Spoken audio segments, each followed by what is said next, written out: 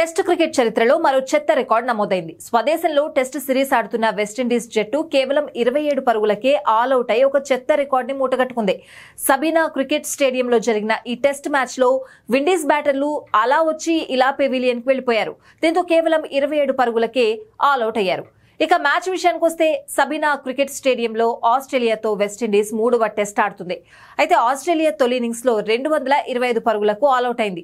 ఆ తర్వాత వెస్టిండీస్ కూడా 143 పరుగులకే ఆల్అవుట్ అయింది. మరోసారి విజృంభించిన విండీస్ బౌలర్లు ఈసారి ఆసీస్ ను కేవలం 121 పరుగులకే ఆల్అవుట్ చేశారు. దీంతో విజయ లక్ష్యం 204 పరుగులు. అయితే ఈసారి విజయం సాధిస్తుందని ధీమాగా ఉన్న విండీస్ ను ఆసీస్ బౌలర్లు కోలుకోలేని దెబ్బ కొట్టారు.